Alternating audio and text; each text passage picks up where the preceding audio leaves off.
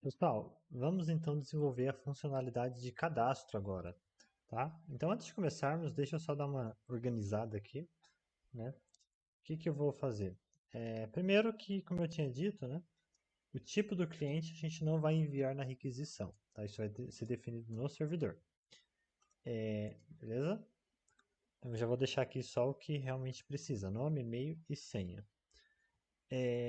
Segundo, que eu não estou resetando o meu banco a cada aula, né? Então eu quero poder ver o que, que tem aqui no banco de dados, até para evitar conflitos, entender o que está acontecendo. E a gente vai precisar de vez em quando analisar o que foi cadastrado, tá? Então eu poderia criar uma rota aqui, uma rota para pegar todos os usuários, tá? Só que acontece o seguinte, isso aqui seria uma rota só de teste, né? A minha aplicação funcionando, eu não ia querer essa rota a princípio. Ou se eu for desenvolver ela, eu vou desenvolver com uma série de restrições. Agora eu queria algo bem simples só para testar. Então, para eu não correr o risco de criar uma rota aqui e esquecer de tirar, eu vou criar um arquivo aqui, JavaScript, que lê o meu banco de dados, mostra tudo, mas que não vai estar integrado à aplicação web de verdade. Tudo bem? Então, eu vou colocar aqui, ó, sei lá, show users.js. Tá? Inclusive, eu não quero que isso daqui seja versionado, tá? Que é algo que eu vou usar aqui localmente para ir vendo o meu banco, né? Eu vou colocar aqui então ponto show users js, tá? Opa, ponto barra, né? Na verdade, só o nome do arquivo basta. Não quero que isso seja versionado. Lembrando que eu estou usando isso daqui por conta do SQLite, né? Se eu estivesse utilizando MySQL Workbench ou Postgres, bastaria eu ir lá no banco e visualizar, tá? Mas aqui com o SQLite eu não tenho essa possibilidade, tá? Então, só para eu poder ver o que está cadastrado aqui, rapidinho, eu vou importar o Prisma aqui também, tá? Importei o Prisma, né? Agora, algo que a gente até tinha feito anteriormente, né? Só que é uma funçãozinha que busca tudo e exibe, ok? Então, vamos lá. Se alguém estiver utilizando MySQL ou Postgres, não precisa programar esse arquivo aqui para nada. Então, aqui vamos criar um objeto usuários e recebe await Prisma, usuário, find many, e aí, né, exibe tudo isso. Nem vou colocar nenhuma mensagem assim, vou colocar algo bem direto. Então, json.stringify para transformar em string, né? Usuários, tá? E aí, a gente só invoca o método main. Beleza? Então, esse arquivinho aqui, toda vez que eu quiser visualizar os usuários cadastrados, eu executo esse arquivo aqui usando o comando node. Tá? Não é npm start, porque o npm start vai rodar aqui o nosso index, né? Eu quero rodar um show users. Show users, né? E aqui está. Tá? Infelizmente ele acaba não formatando para nós aqui no terminal. Então, para eu conseguir visualizar com facilidade, eu vou só copiar e colocar aqui, né, no nosso código só para ler, né? Então, no momento nós temos joão.example.com cadastrado e maria.example.com cadastrada, tá? Beleza. Então, de vez em quando a gente vai estar utilizando esse arquivo aqui para testar. Vamos lá. Agora fazer esse cadastro funcionar, tá? Deixa eu tirar o terminal aqui por enquanto. E vamos dar sequência aqui à nossa programação, né? Lembrando, tipo não vai vir mais, tá? E aí a gente só faz algumas validações, né? Então, validei o nome aqui só para evitar nomes muito curtos, né? A pessoa escreve uma letra, duas lá e já passa, né? Deixa eu validar também o e-mail. Então, se o e-mail não vier, né? Ou se o comprimento do e-mail for menor que 10, por exemplo. A gente fala aqui, ó, o e-mail deve ter pelo menos 10 caracteres. Ah, professor, por que eu tenho que me preocupar com o e-mail não vir, né? Porque é aquilo, gente. Tudo o que está no front-end vai rodar no navegador do usuário. E o usuário ele acaba tendo poder né, o usuário que sabe ler um JavaScript e tal, ele acaba tendo a capacidade de mexer ali, querer é, mexer no código do front-end para ver se ele consegue achar alguma brecha de segurança no nosso sistema, tá? Então, é uma boa prática a gente nunca confiar no front-end, porque o front-end ele está muito acessível para o usuário, ok? É, então, coloquei aqui a validação do e-mail, vamos validar também a senha, tá? Então, colocar aqui password. Então, se a senha for menor do que, vamos colocar aqui 8, né? Geralmente os sistemas pedem 8 caracteres como mínimo na senha. Então, eu falo aqui, a senha deve ter pelo menos 10 caracteres, né? Pelo menos 8 caracteres. Beleza, então, se cair em algum erro, ele vai retornar, tá? Ah, ok, por que eu não estou usando o else, né, pessoal? Porque quando eu rodo aqui o return, ele já finaliza a execução desse método. Tá? Então, o return, ele faz com que o método pare de executar. Então, se ocorrer qualquer erro, ele vai enviar uma resposta aqui, já como return. Eu coloquei return porque aí eu não preciso ficar colocando else. Fiz as validações básicas, aí tem mais uma validação muito importante que a gente precisa fazer, que é referente a se o usuário já está cadastrado, né? Então, antes de tentar fazer o cadastro efetivamente, eu preciso também verificar se aquele usuário já não existe. Como que eu vou fazer isso? Eu vou colocar aqui, ó, const, vou colocar aqui, ó, const, ou melhor, vou chamar de existe, tá? Recebe await prisma, tá? Sempre que a gente vai usar uma funcionalidade do Prisma, a gente precisa do await para forçar o método a ser executado de forma síncrona, tá? E eu vou usar o método count, tá? Então, conte para mim os usuários onde, né? Deixa eu colocar uma cláusula aqui, porque se eu não colocar cláusula, ele vai contar todos. Eu quero contar onde o campo e-mail é igual a o e-mail que veio aqui por parâmetro, tá? Então a gente vai verificar e aí ele vai retornar aqui para a gente. Se não existe nenhum, ele vai retornar 0. Se não, ele vai retornar 1, né? E assim por diante. Na prática não tem como ter dois usuários cadastrados com o mesmo e-mail, porque a gente já vai estar bloqueando isso, né? Mas se houver algum usuário com aquele e-mail, a gente já não permite que o cadastro prossiga. Então, contei a quantidade de usuário. E agora, né, mais uma possibilidade de erro. Se existe for diferente de zero, né? Ou seja, esse contador aqui encontrou algum usuário com esse e-mail, a gente vai lá e, vou copiar aqui, a gente vai lá e devolve um erro para o usuário também, né? Para o front-end. Então, que mensagem que eu vou colocar aqui? Já existe um usuário cadastrado com este e-mail. Ok?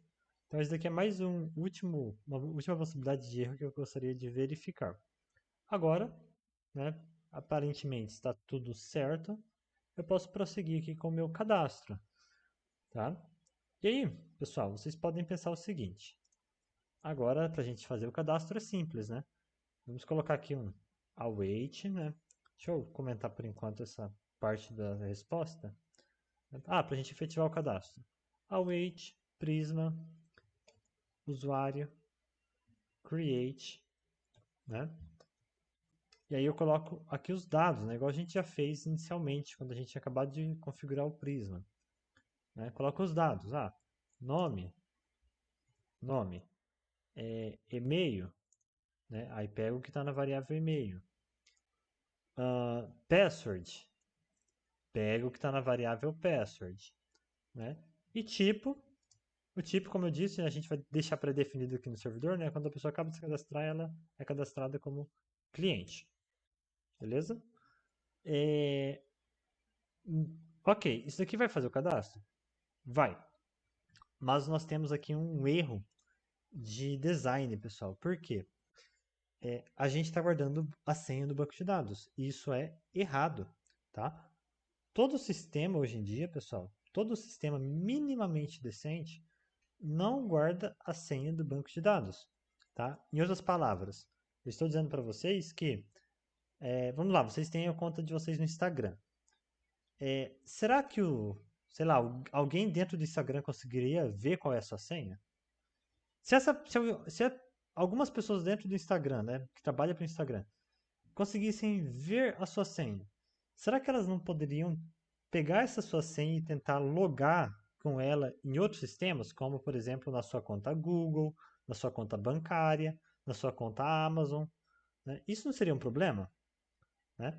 Então, a gente tem um design hoje de armazenamento de senha que nem mesmo o CEO da Meta, né, o dono lá do Instagram, consegue ver sua senha, porque a gente não guarda a senha do banco de dados. O que nós fazemos? Nós calculamos a hash da senha, nós tiramos tipo uma impressão digital da sua senha e é isso que a gente guarda, ok? Como que a gente faz isso, né? Vamos lá. Então, para calcular o hash da senha e guardar apenas o hash da senha e não a senha em si, nós vamos precisar de uma nova dependência. Tá? Então, vou instalar aqui, ó, o bcrypt, que é um pacote aí do Node que contém bcrypt.js, que contém várias funções de criptografia, tá bom? Então, instala aí para mim o bcrypt.js, tá? Rapidinho. Instalou? Deixa eu fazer a importação, né? Então, chamar aqui de bcrypt.js mesmo e executar o require. Aí bcrypt.js. Ok, agora eu posso usar as funcionalidades de criptografia desse pacote, tá? Então, antes de nós cadastrarmos esse usuário, vamos calcular o hash da senha, tá? Então, como que nós fazemos isso? Primeiro, a gente cria um salt, que é mais uma camada de segurança, né? E aí, eu vou colocar aqui um número aleatório. Vocês podem colocar um número diferente do que eu vou pôr, tá? Vou colocar algo assim. Tá? Isso aqui vai ser um valor aleatório que vai dar uma camadinha a mais de segurança para o hash da nossa senha, ok? Isso acontece porque tem muito usuário que usa senha muito conhecida, né? Por exemplo, a pessoa usa como senha, sei lá, o nome de alguém, né? Ah, nome Maria, minha senha. Aí é uma senha tão conhecida que mesmo calculando a assinatura digital dessa senha, ela fica muito fácil de hackear. Tá? Então a gente coloca sempre o número aleatório ali para dificultar.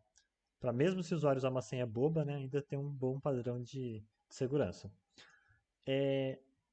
Aí a gente usa esse salt, né, para realmente calcular o hash.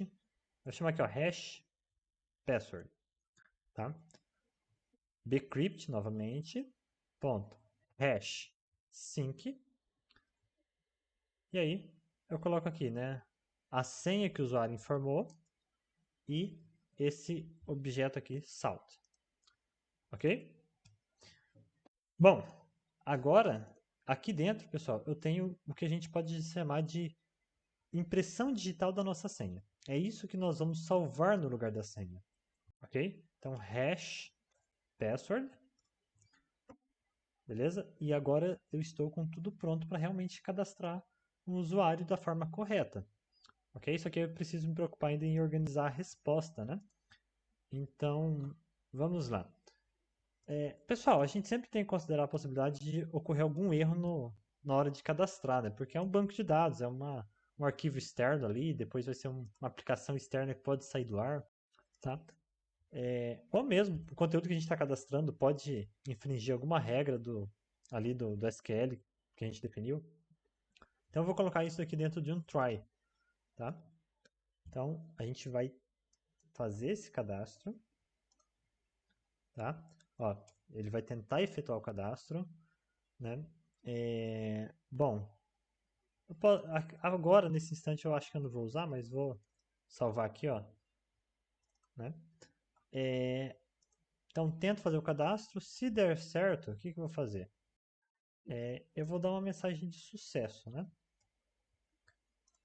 Então, deixa eu colocar essa resposta aqui, né? Então, erro. Não houve erro. Usuário cadastrado com sucesso. E aí, pessoal, a gente teria que também organizar a parte do usuário já ficar automaticamente logado, mas eu vou deixar isso para a próxima aula, para o próximo vídeo, tudo bem? Então, deixo dessa forma aqui, tá? Depois a gente adiciona o token na próxima aula. A ideia agora é fazer o cadastro funcionar certinho. Então, devolvo uma mensagem de sucesso. Ah, e se acontecer algum erro? Se acontecer algum erro, aí, vamos colocar aqui, uma mensagem erro true, né? E aí, bom, aqui, pessoal, é um erro genérico, tá? Pode vir qualquer erro aqui, eu não tenho muito como prever. Então, eu posso colocar algo como ocorreu um erro, tente novamente mais tarde. Tá? O ideal é a gente tentar identificar todas as possibilidades de erro e dar mensagens mais específicas, tá? Mas isso acaba levando um tempo. E aí, pessoal, não é correto, mas eu vou colocar aqui, tá? Mas no sistema em produção não é correto. A gente colocar aqui, ó, o erro, porque às vezes essa mensagem, essa variável com o erro que aconteceu, ela vai trazer muita informação que expõe a forma como o nosso sistema foi desenvolvido, tá? Isso daqui é basicamente uma brecha aí para os hackers utilizar, né? Você expor muito detalhe do seu erro. O ideal é você filtrar o que vai aparecer para o usuário quando algo der errado. Tá? Mas como a gente está aprendendo, então eu vou colocar aqui esse erro. Beleza? Então a gente tenta cadastrar, aí a gente vai devolver uma mensagem de sucesso ou de erro. Ok? Vamos testar isso, né? Então, a gente validou e tal. Vamos lá. npm start. Aqui, ó, rodando. E vamos pegar aqui o nosso Postman e agora submeter e ver se a gente consegue cadastrar, tá? Observe que a senha é ABC123. Então, vou enviar, né? Opa, erro, true. A senha deve ter pelo menos 8 caracteres. Então ele já reclamou aqui do comprimento da senha, né? Vamos colocar aqui 1, 2, 3, 4, 5. Agora deve passar. Enviar.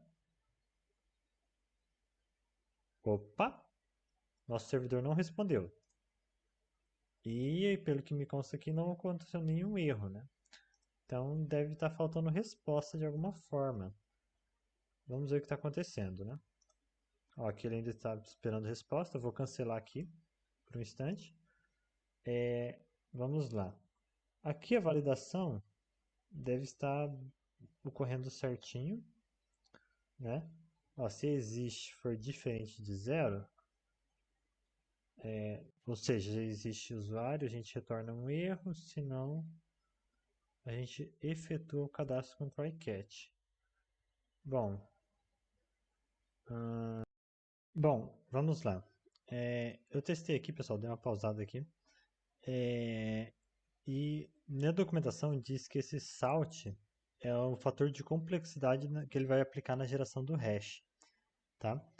E aí eu tinha colocado um número bem alto, só que acontece que quando você coloca um número muito alto, ele vai demorar muito tempo para processar, tá?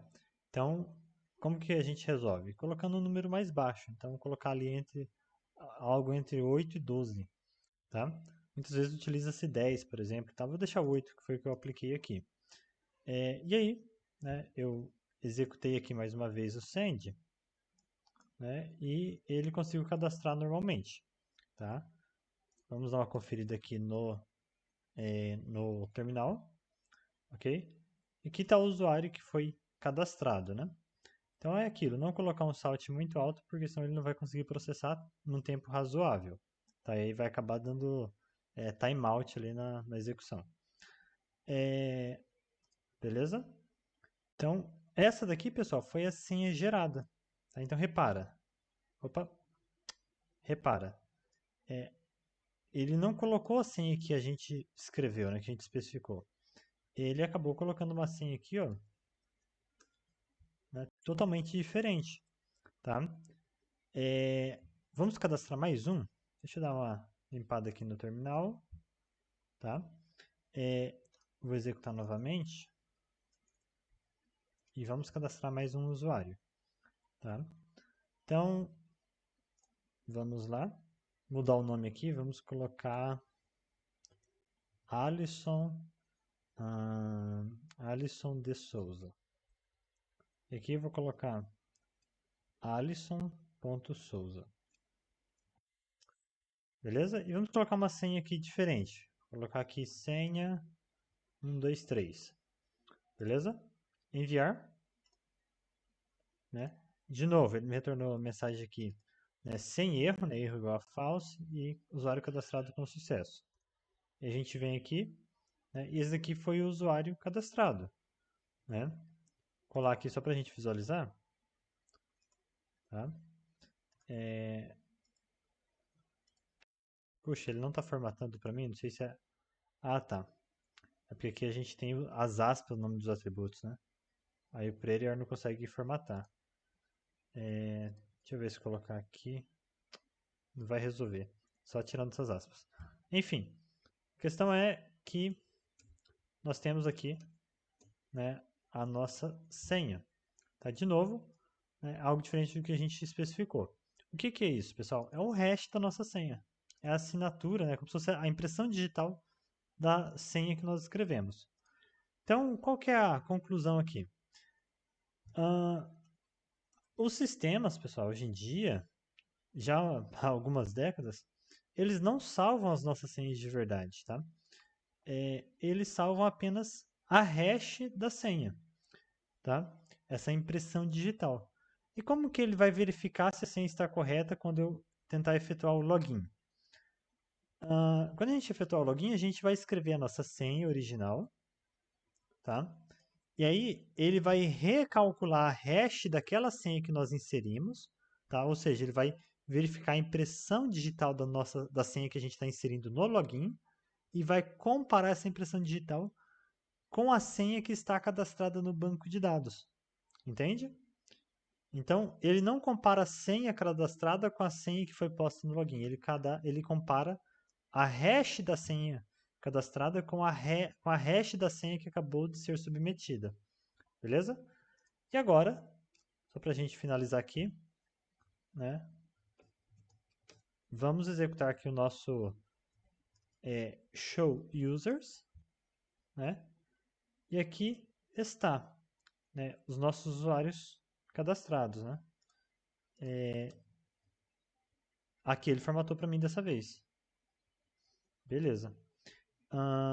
Então dá um Ctrl J aqui, né? E a gente tem João, Maria, Pedro, Alisson cadastrados, né? Acontece que somente os dois últimos foram cadastrados da forma adequada, que é com o hash da senha em vez da senha real.